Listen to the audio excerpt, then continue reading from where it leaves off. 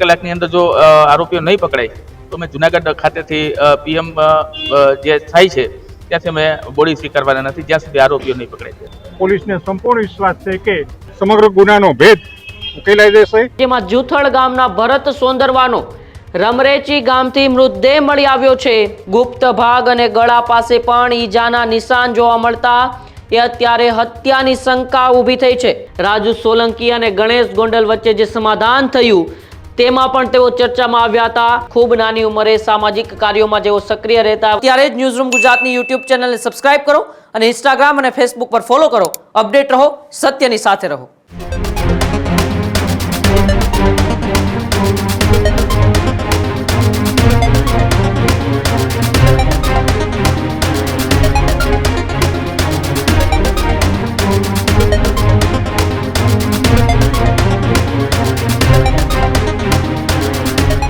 નમસ્કાર, આપ જોઈ રહ્યા છો ન્યૂઝરૂમ ગુજરાત અને આપની સાથે હું છું માંગ. બુલેટિનની શરૂઆત કરીએ મહત્વપૂર્ણ સમાચારોની સાથે. તો ગીર સોમનાથના તાલાળા તાલુકાના રમણેચી ગામે યુવકના એ શંકાસ્પદ મોતનો મામલો સામે આવ્યો છે. જેમાં જુથળ ગામના ભરત સોંદરવાનો રમરેચી ગામથી મૃતદેહ મળી આવ્યો છે.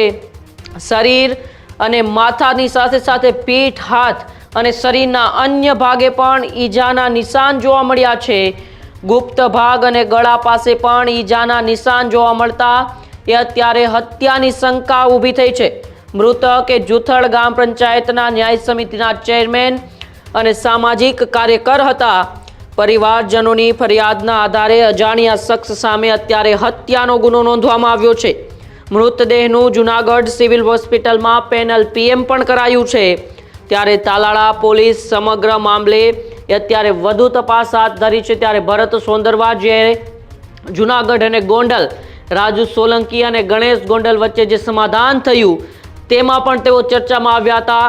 એના એ દિનેશ પાત્ર સાથેનું એ ઓડિયો રેકોર્ડિંગ પણ વાયરલ થયું હતું. ને હવે ક્યાંક ને ક્યાંક એ ભરત સોંદરવાનું એ શંકાસ્પદ એ હત્યા કરી દેવામાં આવી છે. અને તાલાળા પાસેના રમણેચી ગામ પાસેથી તેમની જે મૃતદેહ મળી આવ્યો છે તેને લઈને અત્યારે પોલીસે ધમધમાટ તપાસનો શરૂ કર્યો છે કે કોણ એ વ્યક્તિઓ છે જેમણે ભરત સોંદરવાની હત્યા કરી છે.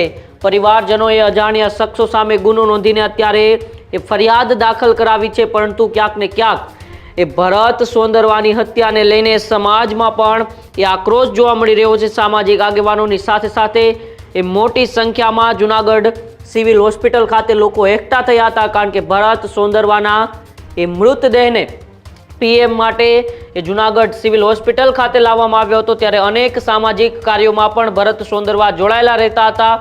સાથે સાથે જુથળ ગ્રામ પંચાયતના એ ન્યાય સમિતિના ચેરમેન પણ હતા.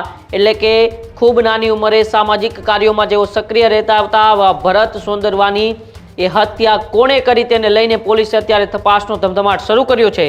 પરંતુ એ મૃતદેહ મળ્યા બાદ એ કેવી રીતે તેમને પોસ્ટમોર્ટમ કર્યા બાદ મોટા ખુલાસા થયા છે.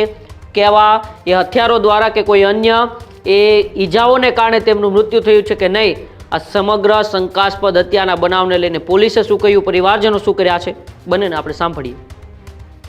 આજે અમને સવારે સમાચાર મળ્યા કે અમારા યુવા આગેવાન ભરતભાઈ સોંદરવાનું નિર્મમ હત્યા થઈ છે. એટલે અમે અમારી સમગ્ર ટીમ સાથે અહીંયા આવ્યા છીએ.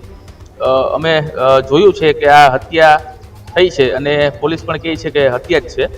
અને હાલ અમે ડીવાયએસપીને મળ્યા છીએ. ડીવાયએસપી એવું કીધું છે કે વધીને 2 કલાકની અંદર અમે આરોપીઓ સુધી પહોંચી જશું અને પીએમ માટે જે મૃતદેહ છે એને જુનાગઢ રવાના કર્યો છે.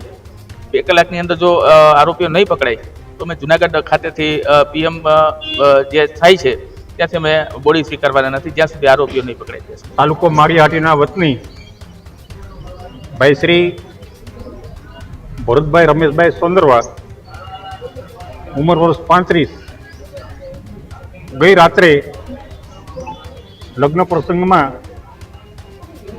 તાલાળા તાલુકાના રમણેચી અને બીજા 2-3 ગામોએ જવા માટે નીકળેલો એ રમેશ રાત્રે 11 વાગ્યા સુધી એના સગા જે રમણેચીની અંદર છે, મને જે પ્રાથમિક તપાસમાં જાણવા મળ્યું પ્રમાણે ત્યાં પણ રાત્રે હતો અને ત્યાંથી રાત્રે ગયા પછીથી આ બધા લોકો રમણેશસિંહ એના સગાવાલા બધા લોકો સૂઈ ગયેલા. વહેલી સવારે 1 વાગે જ્યારે બધા લોકો ઉઠ્યા ત્યારે જોયું એના ઘરના આંગણાની અંદર જ ભરતની ગાડીની બાજુમાં ભરતની નિષ્પ્રાણ દેહ સુવડાવેલો હતો. જેથી આજુબાજુના લોકોને તરત જાણ કરી, પોલીસને જાણ કરી અને ત્યાર પછીથી પીએમ માટે મૃતદેહને અહીંયા હોસ્પિટલ ખાતે તાલાકા સિવિલ હોસ્પિટલ ખાતે લઈ આવ્યા. તાલાકા સિવિલ હોસ્પિટલની અંદર પોલીસે ઇન્ક્વેસ્ટની કાર્યવાહી શરૂ કરી દીધી. LCB police, SOG police, DYSP, PI અને ખુદ એસપી સાથે પણ મેં જરૂરી બધી જ વાત કરી લીધી. પોલીસ તમામ એંગલથી સંપૂર્ણ તપાસ કરી રહી છે. ગાડીના જે સીસીટીવી કેમેરાના જે બધા ફોટોગ્રાફ પોલીસની સામે આવ્યા એ જોતા પોલીસને સંપૂર્ણ વિશ્વાસ છે કે સમગ્ર ગુનાનો ભેદ ઉકેલાઈ જશે, આરોપીઓને પકડી લેવામાં આવશે અને અહીંયા આગળ પીએમ પેનલની કોઈ વ્યવસ્થા ન હોય. તેથી ફોરેન્સિક લેબોરેટરી માટે ભાઈ ભરતના સગાવાલા સાથે નક્કી કર્યા મુજબ આ ડેડ બોડીને અમે જુનાગઢ ખાતે સાયન્સ લેબોરેટરી ખાતે સાયન્સ ફોરેન્સિક પીએમ માટે જુનાગઢ લઈ જઈ રહ્યા છીએ. પોલીસની તપાસની અંદર સંપૂર્ણ વિશ્વાસ છે અને પોલીસ તટસ્થતા પોતાનું કામ કરી અને આરોપીને પકડી પાડશે એમાં અમને કોઈ શંકા નથી. જો આવા પોલીસ ઢીલી રીતે ચાલશે તો પછી સમાજના આગેવાનો બીજા લોકોનો પણ એક અહીંયા આગળ તો અરજ છે કે અમારે બોડી નથી સંભાળવી, પણ મેં લોકોને સમજાવ્યા છે કે બોડી ન સંભાળવાનો કોઈ મિનિંગ નથી. પોલીસ સંપૂર્ણ તપાસ કરી રહી એટલે પોલીસને આપણે સાથ અને સહયોગ આપવો જોઈએ. ત્યારે જ ન્યૂઝરૂમ ગુજરાતની યુટ્યુબ ચેનલને સબસ્ક્રાઇબ કરો અને ઇન્સ્ટાગ્રામ અને ફેસબુક પર ફોલો કરો. અપડેટ રહો, સત્યની સાથે રહો.